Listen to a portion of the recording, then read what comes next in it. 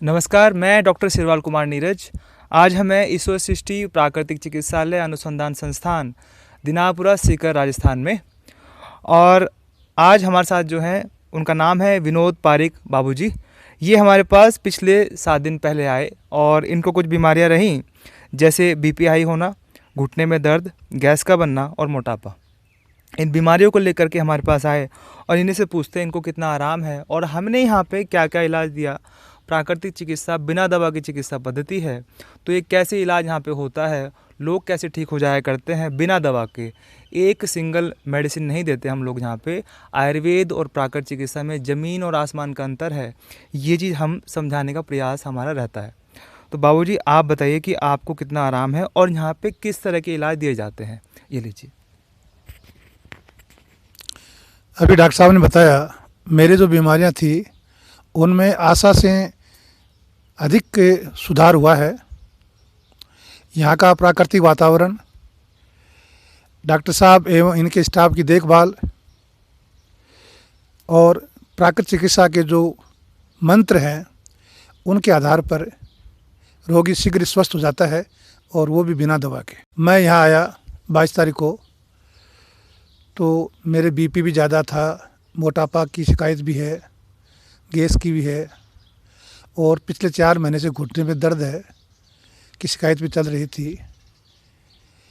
और यहाँ डॉक्टर साहब के निर्देशन में, इनके स्टाफ के सेवा भाव की भावना से सभी बीमारियों में आशानुरूप सुधार हुआ है। मैं मेरी घरेलू परिस्थितियों के कारण से इनके सानिध्य में 24 घंटे नहीं रह सका।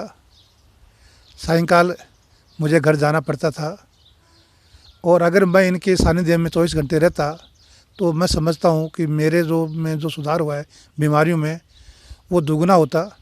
निस्संदेह प्राकृतिक चिकित्सा एक सफल चिकित्सा है, और इसका लाभ बीमार लोगों को लेना चाहिए बिना दवा का। जब मैं यहाँ आया बीपी की गोली लेता था, धीरे धीरे गोली आदी हुई, और अब बिना दवा के भी बीपी में काफ़ी सुधार हुआ है। घुटने का दर्द ऐसा था कि मैं चल नहीं पा रहा था, और अब मैं आराम से चल पा रहा हूँ, मुझे कोई असुविधा महसूस नहीं हो रही है। जहाँ तक मोटापा की बात है, मेरा 7 दिन में 2.5 किलो वज़न कम हुआ है, और मैं अगर 24 घंटे के पास रहता तो निस्संदेह 5-6 किलो वज़न कम हो जाता। गैस की शिकायत बिल्कुल नहीं है। तो ये इनके चिकित्सा का परिणाम ही है। मैं डॉक्टर साहब को और उनकी टीम को बहुत बहुत धन्यवाद देता हूँ।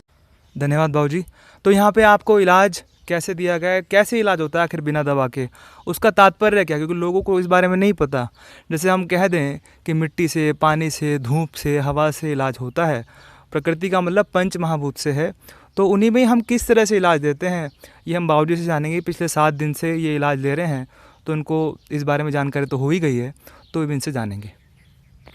सर्वप्रथम तो मैं ये बताना चाहूँगा कि कुंजल है, जल नीति है एवं एनीमा है। इसके साथ साथ स्टीम बाथ है, लोकल स्टीम है, और टब स्नान है, एवं पोटली के माध्यम से।